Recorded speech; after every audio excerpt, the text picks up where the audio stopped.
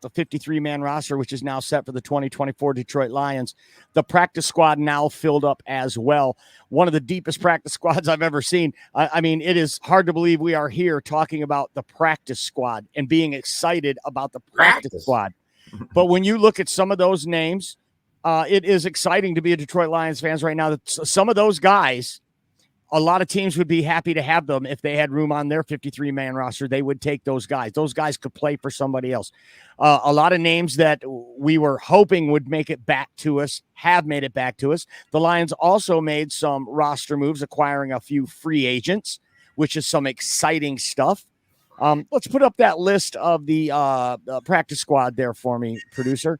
Yeah, there you go. Mitchell Agude, a player that the Lions really like, Dan Campbell really liked, and also you'll see Isaac Uku, defensive lineman and a middle linebacker that Dan Campbell really liked both of these players. Shane Zylstra, a big-bodied tight end that we were wondering if he was going to make the team. He did not, but he cleared waivers. He gets back. The Lions, I'm sure, are ecstatic to have him. And then the biggest surprise for me is James Mitchell, tight end. I thought James Mitchell would make the team. In fact, it's one of the only roster projections that we didn't get right here at the Villain Squad. And James Mitchell, 5th-round draft pick by Brad Holmes, does clear waivers and comes back to the practice squad. So, and of course, the corpse of Tom Kennedy. Who can forget? You can never rule that guy out. We are broadcasting live into Detroit Lions Villain Squad Facebook page. You should go over there and follow it if you're not already. We're also broadcasting live into Detroit Lions News Podcast. A big nod of the cap to Joe Chapp and the boys over there for letting us broadcast into their very strong group, Detroit Lions News Podcast. Also broadcasting live into YouTube, at Villain Squad and at JC Sports. You can find us in both places on YouTube. Also, are we broadcasting live into the Huddle as well, producer? We are, yes. Going on Roku TV. We are also going in there. And folks, that's not the voice of God you hear right there. That's actually the voice of our producer and my co-host, the illustrious, the one, the only, the host of the Lions Building Report every weekday morning on this very network at 10 a.m. The one, the only, Mr. Russell Wayne. Boom. Ooh, yeah. What is going on? I am excited. We know who we have now. Yes.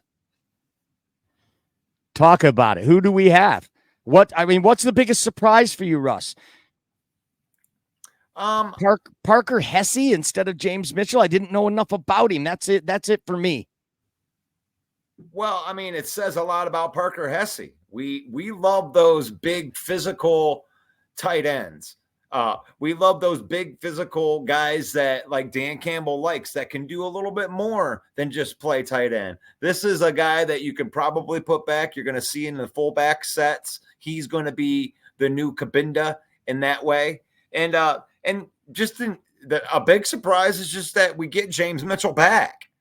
You know, it's like you get James Mitchell, you get CJ Moore back, all these guys, you know, the Pat O'Connor, and, you know, Kyle Pecco, that was the surprise to me. I thought we were going to put him back on the roster, and there he is. He shows up on the practice squad. Mm-hmm. And then Allen Robinson. It's like, really, I mean, does that really happen? I mean, Allen Robinson is a topic all in itself tonight. But put that back up for me. I like what you said. CJ Moore, that's a guy that we thought was going to make the 53 based on his safety and his special teams qualifications. He's a core special teamer on this team. And the fact that he did not make the cut is interesting. After coming back from suspension, CJ Moore was back, and we thought maybe he was going to make the team, but he did not. And speaking of coming back to the Lions, running back Jermar Jefferson, this is the second time the 7th-round draft pick has been cut, and he cleared waivers, and he comes back to our practice squad. These guys that Brad Holmes drafted still with the team. James Mitchell as well. Antoine Green released with an injury designation. I do not believe we'll see him back. And by the way, Jake Fromm, quarterback from Georgia, comes in for a cup of coffee, goes 6 of 8 for 89 yards in limited duty. And that, my friends, was enough to supplant Nate Sudfeld. A lot of Lions fans happy that Nate Sudfeld is now officially gone. Let's hope he's not cut from the same cloth as Tom Kennedy, where he just won't go away. But Tom Kennedy, we're glad he won't go away. He's off making a big catch somewhere on the practice squad and going to work his way up. Might even get a catch this year in the NFL. But I think Allen Robinson will definitely play this year. Look, Allen Robinson and Tim Patrick from Denver signed. There it is right there. Good job, Russ.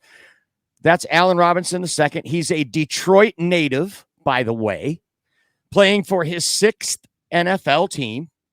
So he gets to come back home. He's originally a 2nd-round pick from Penn State. He was 61st overall. Still a lot of juice in the tank. He's bounced around a little bit in the last couple of years, but a lot of you Lions fans will be happy to know that he is 6'2" tall. And Tim Patrick from the Broncos, the guy we signed, 6'4" tall. Because I know so many of you out there are clamoring for a big body ex-receiver. There is Tim Patrick.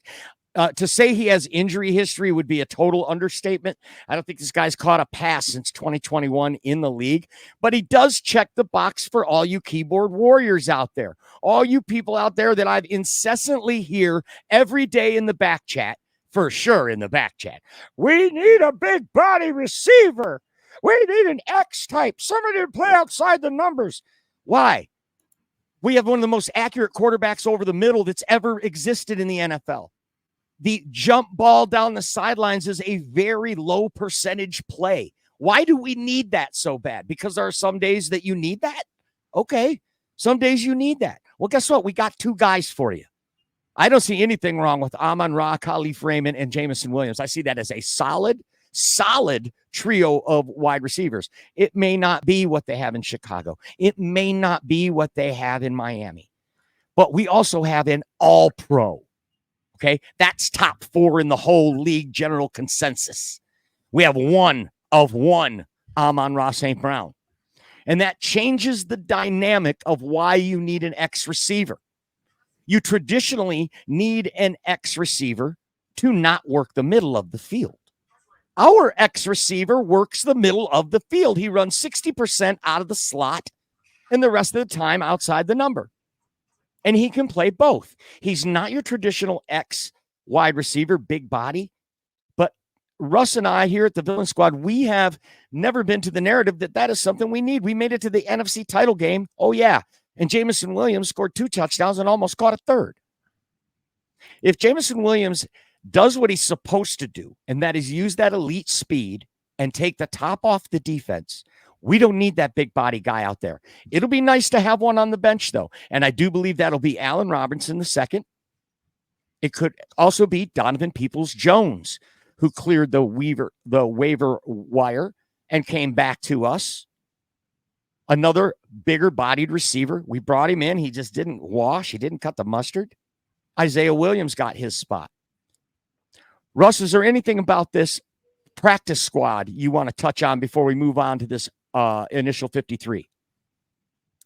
Yeah, I mean, a lot of the guys that we wanted to have that, I listened to the grumbling all through the day as these guys, didn't make the team or whatever. People had their opinions on what it was, but the guys that we really wanted, like Shane Zostra, I wanted him to make the team. There he is on the practice squad, and Ukwa, however you say, I mean, these Ukwu, he made it through. Mitchell Agude, he made it through. And like these guys, and a very familiar name, another guy that was drafted in the 7th round and shows up again, Jameer Jefferson, makes the practice squad, and he's going to practice with the team again. So it's like there's a lot of familiarity on this team. We know a lot of these guys, and they've been practicing and working hard through here. And we were able to maintain most of the guys that were on the 90-man roster, at least the ones that were good, in my opinion. Another pickup is Trevor Nowaski, a free agent that the Lions picked up from right here where we live, here at the Villain Squad, nearby at Saginaw Valley State University, is a linebacker. Trevor Nowaski, even though the graphic there says Allen Robinson, we also got Trevor Nowaski. And if you guys remember, last year, the Lions had this guy, and he did really well in preseason, and we wanted get him on the practice squad. We sent him out there. We hoped that he was going to clear waivers. And I remember Smoking Jeremy B being on our program talking about, I'm just so bummed out Trevor Nowatzki didn't clear waivers, really wanted to get this guy on the team. He did get picked up last year by the Arizona Cardinals, and he got in a few games, and he was productive, had a couple of sacks. This kid is a gamer. Aaron Glenn and Dan Campbell both loved this kid last year, and they wanted to park him on the practice squad. Well, this year they get their wish. They signed Trevor Nowatzki. He takes up a roster spot, and because he was claimed off of waivers, he has to stay for 4 weeks. You can't fulfill his roster spot for 4 weeks. So guess what? That's just the amount of time when Christian Mahogany comes back from his NFI designation. 4 weeks. So that roster spot for Nowatzki might send him to the practice squad at that time to make room for Christian Mahogany. But then again, he might show out. You've got a couple of these guys, Ben Neiman, acquired from the Chiefs, who made the 53-man roster. They're essentially the same player, but Ben Neiman's more of a vet and bigger. And he's got 2 Super Bowl rings. And he's known as a special teams demon. Those 2 guys are fighting for one spot. And when Mahogany comes back there for 4 weeks, you might see one of them guys going down to the practice squad. And you know what? Dan Campbell's fine with that. They wanted Nowatzki back. I think this is an underrated signing. I think it's a big deal having Trevor Nowatzki. This is a guy they targeted last year, and they let him get away, and now they got him back. What do you think about that, Russ? Trevor Nowatzki was somebody that we really wanted. We wanted to have him last year, and it was one of those guys that actually got claimed by the Arizona Cardinals, and they had to use a roster spot for him. We were hoping that he would get through the practice squad, and I like it because we love familiarity here way more than the fan does, because the fan loves the name more than, the guy that actually won the battle. Right. So Nowatzki is one of those guys that, he's a special teams ace. Like, he's going to offer a lot of value on special teams. He already knew what we had going on from last year when he was here. Mm-hmm. And if they believe in him, I believe in him. It makes me wonder also, Russ, is this a move by Brad Holmes? Is this a thumb of the nose? Look, we waived him last year. You claimed him. So you waive him this year, and we're going to claim him. This way, you don't get to just kick him over to your practice squad like we wanted to. You don't get to do that like we wanted to. So this is a player that they like, and this is a way that they can get him by having Ife Melifonwu out and by having Christian Mahogany out. These are 2 guys that are guaranteed a roster spot, so somebody's going to get sent down eventually. And remember, folks, what you see here is not what you're going to see probably by September 8th. There are going to be some changes to this roster. Some guys will move up, some guys will move down. There's still guys out there that are going to wash out negotiations with another team and become available, and the Lions might make another move. Don't be surprised. But I love the look of this practice squad. Looks like any one of these guys could contribute. And Dan Campbell always talks about the team in its totality. He always mentions the practice squad more than I've ever heard any coach ever include the practice squad players. And I can't remember a podcast show we ever did about the practice squad. So yeah, it's a great time to be a Detroit Lions fan. These are good problems to have. Let's see what we have in the comments tonight on this special edition of the Main Event Football Show. We got Donkey Kong. David in the house says, are you excited about the best roster in the Super Bowl era? Yeah, man. I was born in the Super Bowl era. It was Super Bowl III when I was born. I was born on the day of the Super Bowl when Joe Namath won the Super Bowl for the Jets. And my entire life, the Lions have been crap, and I've been a fan, and I didn't care because it was my family's way. We all just love the Lions. Why do we take this punishment? I have friends that go and adopt another team. Like every Lions fan has to pick an AFC team to root for when the playoffs come. But not anymore. This team's set up for success for the long haul. And even our practice squad warrants a special show. It's awesome. So yes, David, I am very excited. Ural Jackson in the house. What's up? Donkey Kong says 17-0. I don't know about that. And Detroit Darcy. Sorry, guys. Some dude says celebrating his 14th wedding anniversary. Darcy says he's 6'3". Who's that? How dare John Macaroon go and spend time with his wife? How dare he? John Macaroon from Sports Illustrated was going to be on our show tonight. We were going to be a guest on a show tonight, but we got to be consistent, buddy. I made time in my schedule for this, so I'm not going to miss the opportunity. Davey's in the house. Says one pride, it takes more. Darcy says I'm 6'3", like Kyler Murray standing on a stool. So you think Coach Darcy could be like a red zone target? He could be out there, just on, doing that fade route. Maybe he can jump up and take the ball away. I don't know, Darcy. You think Dan Campbell should give you a call? He said, Jay put me in, coach. Jay Tafini says good backups and reclamation projects. Right. Reclamation projects. Allen Robinson, Tim Patrick. These are guys that showed flash. They were front end starters in the NFL. If there's some juice left there, these coaches will get it out of them. They're all former players. They know what it looks like when you're washed. They know. Okay? Well, with Tim Patrick, and I talked about a little bit this morning on the show, but Tim Patrick signed a 3-year, $30 million deal in, I think it was 2021. I mean, and he had just gotten done being very productive, like 5 touchdowns, like 700 yards, very Josh Reynolds-esque, actually a little bit better. I think he's a little bit better, but then he got an ACL injury, recovers from that, goes into training camp last year, and then tears his Achilles. And now he's came back, and I think that Denver just moved on, money-wise. They got some younger receivers. They were just ready to move on from that. And that is a reclamation project here. But ACL injury, Brad Holmes was all over that, Mike. Right. They move on from Jerry Jeudy in Denver, but they do draft Troy Franklin to go with Bo Nix from the University of Oregon. Yep. Tim Patrick had a clear path to make this football team, and he had a great preseason from what they said. And he was on the SportsCenter highlights scoring touchdowns in the preseason. But the truth is that he was beat out by one Josh Reynolds. Josh Reynolds took the spot that should have been Tim Patrick. So that's got to give some pause to Lions fans right there. Don't get too excited about this guy, but he is 6'4". And if there's some juice left, our coaches will get it out of him. We have a supervillain in the house. Jeffrey Addison says the president counted for and says our practice squad could make the playoffs. LOL with a big cap. With a capital LOL. I think that's a bit of a stretch for Jake Fromm to make the playoffs, but he might be able to beat the Vikings. Moving on. He went there. What'd he do? Darcy says, thanks, Russell. Enjoying the show in the backyard. Yes, thank you, Russell. The producer, Russell Wayne, makes it all possible. He's the engine that makes it go. Be sure to check him out every weekday morning at 10 a.m. on the Villain Squad Network for the Lions Villain Report. He has insight, analysis, news, rumors, and a great following of family that come in every morning and are very cordial to each other. And we've even got other fan bases on the morning show that come in, Packer fans and Bear fans that are always putting their 2 cents in. So join us every weekday at 10.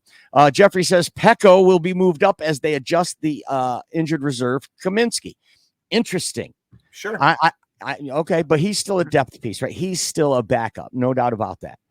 Elise says, love seeing you guys tonight. What a great surprise. Thanks, Elise. Great to see you as well. Thank you for being here. Jason MC in the house. Happy and healthy. That's right. Nothing better than that. And Detroit fan, man, the one and only. So since it seems no human can defeat him, what do you think ends first? Tom Kennedy's term on roster or our running 14-year UDFA streak? Or Keith Richards?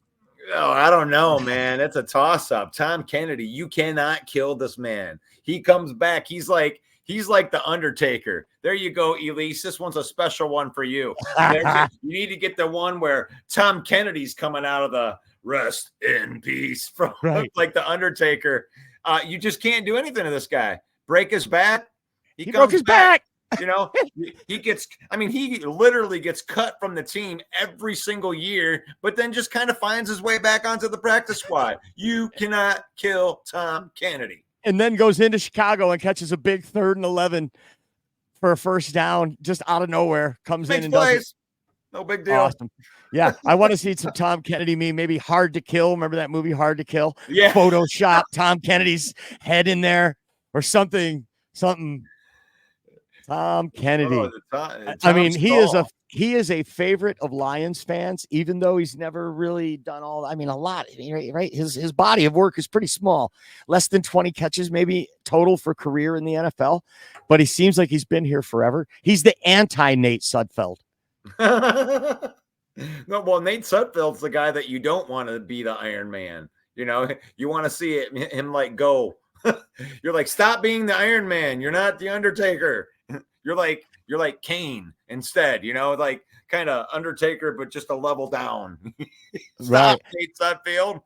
We don't need to be the backup quarterback to carry Goff's groceries into his house. Galik Marashi says, good evening from Daytona. Daytona, nice. Well, it's pretty humid here, Galik, let me tell you. What time is it in Daytona? Daytona on the Atlantic Ocean, my friend. I'll be going in June next year.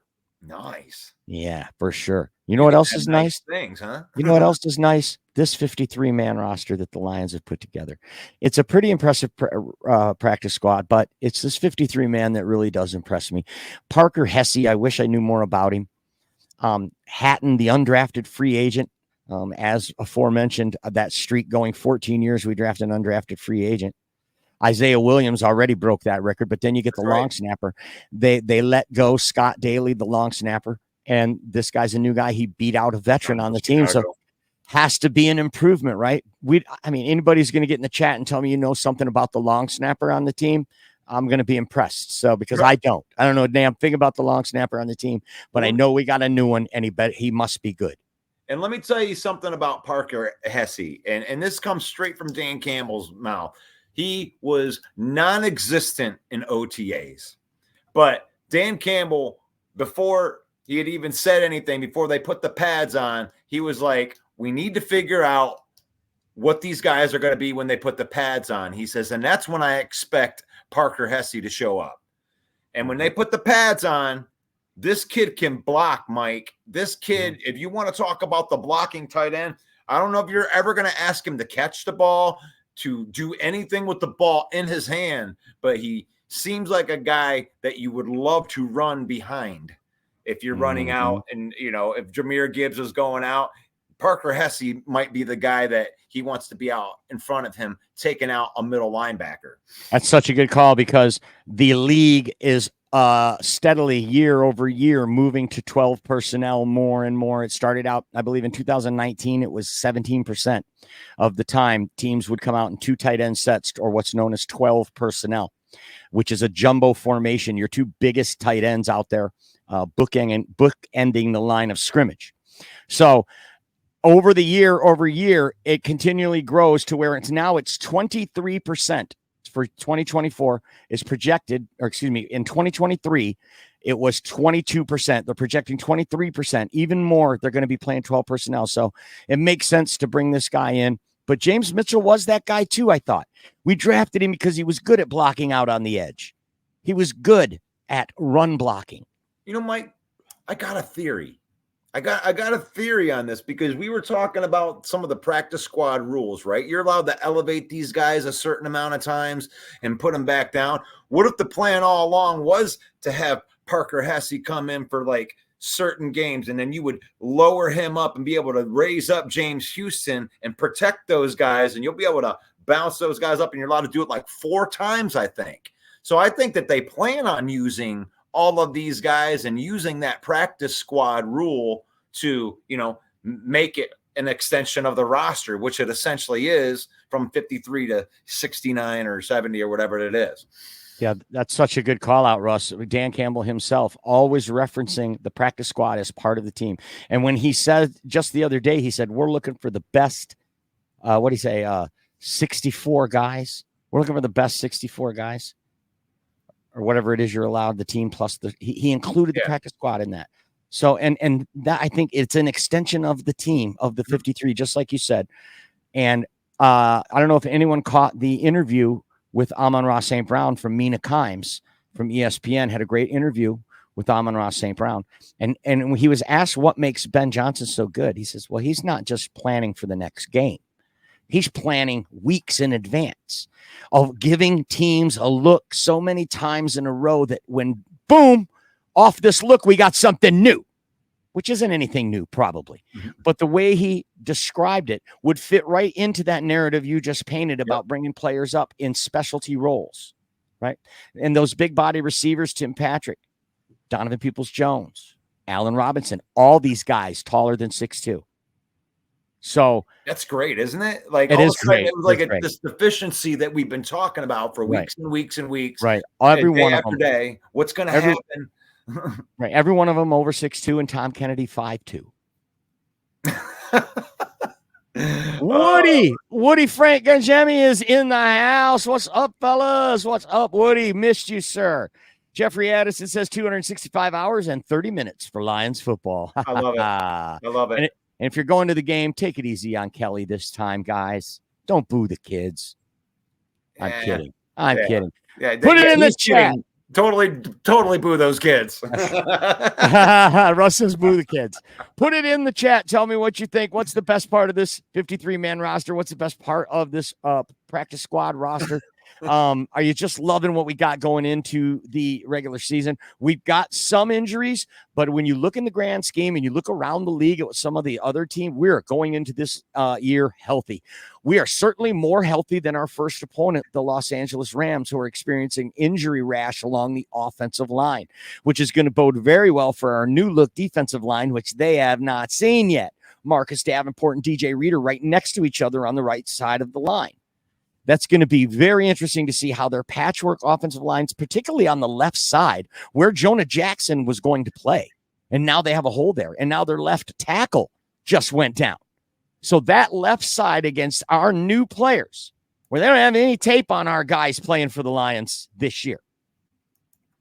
That's going to be interesting. We might see Hutch having a feast or a field day because those guys are being able to draw attention to that side of the line, and that's going to free up Hutch. That's going to free up Jack Campbell. So 3.5 still the line. The Lions favorite at home at Ford Field on September 8th. It'll be a Sunday night football game at 8:30. Lions favored by 3.5. Like Jeffrey says, the supervillain says 265 hours to go, and we're there. What's the purpose of getting Allen Robinson for our practice squad? Shane asks. Well, I think we've gone over that a little bit, but I mean, there's no point in rehashing a good point. He is that big body receiver that the team is lacking.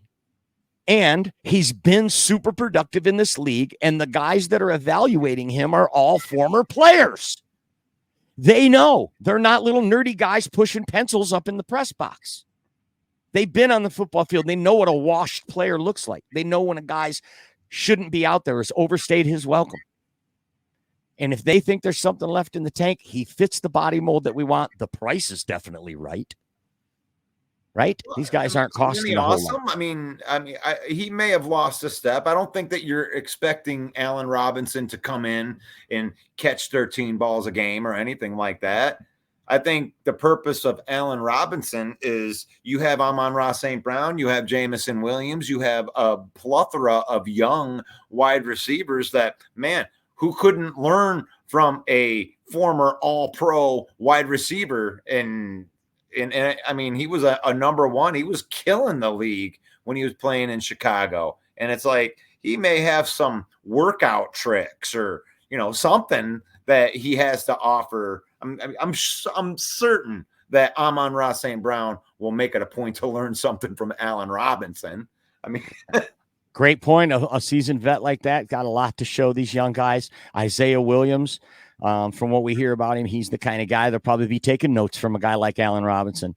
And I love that call out. Jason MC is a Vikings fan, says Coach Campbell's one heck of a coach. Thank you, Jason. A little envious, but I'm happy with O'Connell and Flores, as you should be. Mm-hmm. But both of their contracts are up next year. Yeah, Jason, the problem in Minnesota is not the coach or the DC. It's the GM. It has always been the GM. I could go on and give you point after point after point where this guy has blundered. Dallas Turner last year is probably the only thing that has saved his job to this point, had it not been for that pick, in my opinion.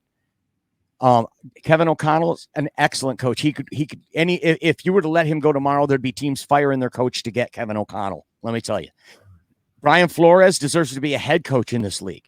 But as a defensive coordinator, he's one of the best, one of the most feared DCs in the league. He is known for getting the most out of subpar players. He's the most blitzing coach in the league. His scheme is the most blitz heavy of all the teams. But he's known for being a motivator and getting the best out of subpar players. I love that call. Who was it? Someone cast some shade on him this week. Somebody had said in an interview, what was it like? Tua. Oh, it was Tua, but yeah, because he was the interim coach in Miami. And Tua said he was browbeat by Flores, that he was constantly told he was crap and not good enough. So makes you wonder. Well, but it problem depends there, on what you want, you know. I mean, sometimes coaches can do that. You know, it's like even Matt Patricia when he came here and started that type of, it just didn't work here because he didn't get the respect first of the players. It's a lot different when you're trying to get the most out of a player and you respect that coach and you know that he has your best interests. You know, I know that they expected a lot out of him, but sometimes players don't want to be talked to like that. They don't want to be, and you know what? That's too bad. That's too bad that you can't take good coaching like that because, you know, sometimes the best coaching is the coaching that maybe you didn't want to hear some of that. right? And that was as a head coach in Miami. He was an interim head coach. That's not a defensive coordinator, and that is not, by the way, a defensive player saying that. Somebody that he directly coached on his unit. Right. And in fact, if you ask the players that do play for Brian Flores, he's rated as one of the top favorite players, defensive coordinators in the league. Aaron Glenn was rated number 1 by the players. But players notoriously love playing for Brian Flores. Players want to play fast, and that's what he wants them to do. So it makes sense. And I think Jason knows in the back of his mind that there could be a surprise coming out of Minnesota this year because, you know, I don't know. When I look at the teams and you look at like Green Bay getting a brand new defensive coordinator, going from a 3-4 to a 4-3, different scheme like that. And we're just supposed to assume this is going to work with LaFleur's buddy, but yet Minnesota brings in a plethora of talent, you know, and Grenard, and they got the Van Ginkel, and they bring in all these guys, and Brian Flores is still there. Brian Flores has got a core set of that defense, and they're going into year 2. And who says that Sam Darnold can't do well with maybe the best skill position unit group that he's ever played with? Right. I mean, I don't know. Maybe Minnesota might surprise some people. I can't believe that I would say that, but I wouldn't be surprised if they came in and surprised, I mean, any one of the teams in the NFC North, including 100%. They are well coached. They have some great players back there. Even their secondary, which has been decimated by tragedy and injury, they still have some great players back there. Harrison Smith, Josh Metellus. Those are good players. These are frontline starters in the NFL. So, and you're right. Sam Darnold still got a big arm and a huge head. Can't get that Jets game out of my mind. That's why I just keep on thinking we kicked our ass. Like 2022 Panthers, he kicked our ass. Okay. And like you said, the skill players, and now they have Aaron Jones, which gives him a good, viable check down option. You've got Justin Jefferson. Just throw it up there, buddy. Yeah. Throw it up there. Justin Jefferson gonna get it. I promise you that. I mean, Aaron you're Jones right. You're 100% right. It'll be interesting. Aaron Jones to see. is better than Jacobs, man. I've been on record to say that too. I'm just like, these guys are killing me. Just, oh yeah, Josh Jacobs, look out. I'm like, who the hell is Josh Jacobs? The guy hasn't been relevant since 2022. He had a great year in 2022, but Aaron Jones is a better running back than Josh Jacobs. Get it on your fantasy team right. You can get Aaron Jones a full round later. Yeah, that's true. So, tip right there. Fantasy tips are free. It will be interesting. It will be interesting. The NFC North this year, Chicago, Minnesota. Mm-hmm. Does Minnesota overachieve? Does Chicago overachieve? Do one of these teams make a run at the Packers and Lions to challenge for this division? We have a post over on the Lions Villain Squad page where AI predicted the 2024 season. And this particular AI predicted the Lions with the number 1 seed and winning the Super Bowl. But they also had the Lions, Packers, and Bears in the playoffs, and the Minnesota Vikings winning 8 games. So the Vikings were 8-9, the Bears were 10-7, 11-6 for the Packers, and 12-5 for the Detroit Lions. So interesting. This is going to be the year of year. Feels great to be a Lions fan. Put it in the comments. Tell me what you think. Here you go, Mike. I want you to react to what this. do we got? What do we got? I have to put it on full screen.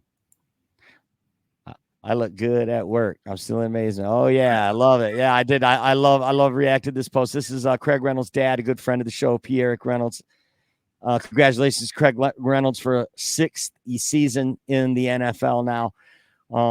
Most guys wash out after 1 year. Craig going 6 year. We love Craig. He's a true villain for sure. Gotta love that, man. That made me feel good. It's the same thing that happened, then last year. He didn't make the 53-man roster last year either. And then, but this year he did, which we predicted on your show on Monday morning. We predicted that they would carry 4 on the 53 out of the gate, and that's exactly what they did. No way Craig didn't make this team. No way Sion Baki didn't make this team. And I love that. Guys like that. I think Brandon Joseph made the team too, didn't he? Yes. And here's a guy. We called that one. And he didn't make the team last year, but he spent the entire year on the practice squad. Hard work pays off when you're a Detroit Lion. They will reward you, and they rewarded him with a spot on the roster. That's awesome to me. That's awesome. Mm-hmm. I will be interested to see tomorrow when I'm doing some internet research. I'm going to see how many of the released players did get picked up off waivers, like Bam Knight, like Caden Davis, Ty Summers. Did these guys get picked up by someone, or did the Lions just choose not to re-sign them when they came back?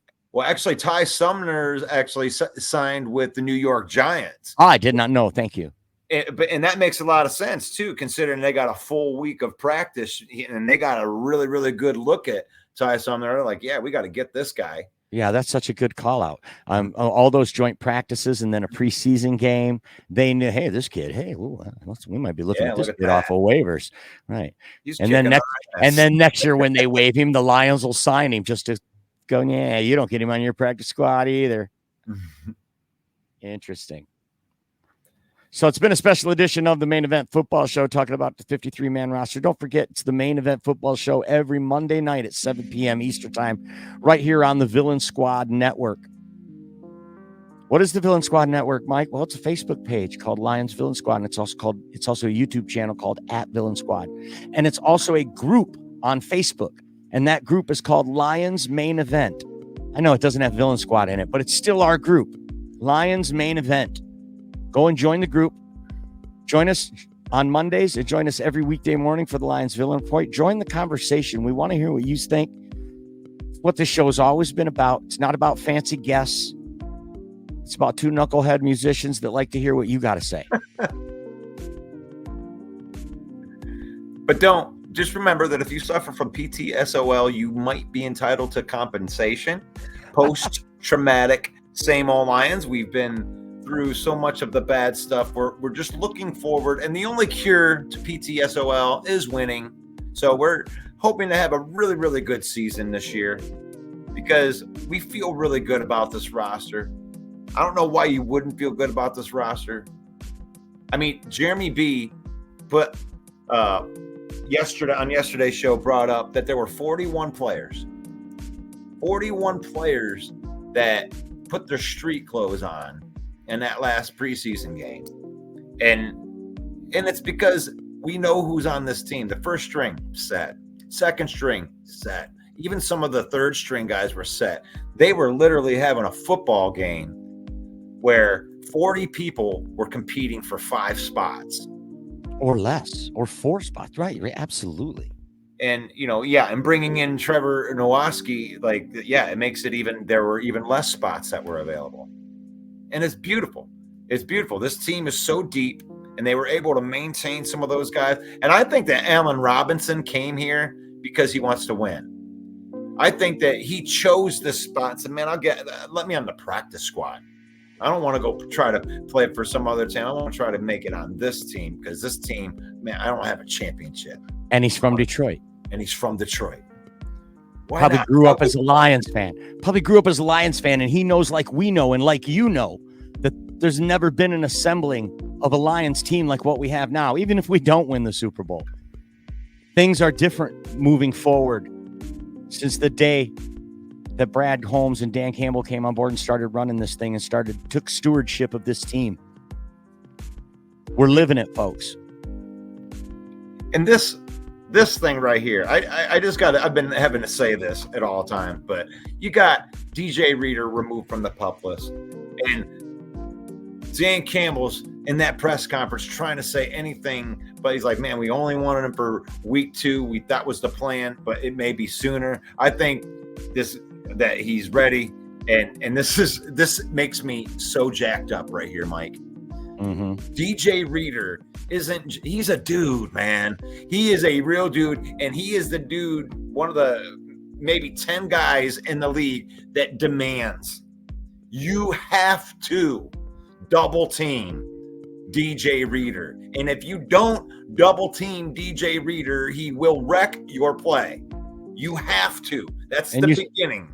And you still can't run over there no matter what. So Aleem McNeil is the same way. These two guys together are going to be wrecking stuff, which unlocks Aiden Hutchinson, guys. He is going to have more one-on-one looks in this 2024 season than he did in 2022 and 2023 combined. Great take. Russ, why don't you do the sign-off today? Oh, there we go. So, we have this, and this is a little hybrid show right here. This is the Villain Squad main event special show right here. And we love having everybody and all walks in every form of life in here. Packer fans, Bear fans, Viking fans. And, we like to talk a little bit of trash. It feels good to talk a little bit of trash sometimes, but we can do that because this is our mantra: faith, family, and then football. I don't have to hate you. Actually, I love you. I love you no matter who you are, and I wish the best of stuff for you. But I can hate your football team. And that's the most beautiful thing, because it's faith, family, and then football in that order. And I love to sign people off in this way. I say the blessing over your life, and I'll say this: may the Lord bless you. May the Lord keep you. May the Lord shine his face upon you. Until we meet again tomorrow morning for the Lions Villain Report. God bless.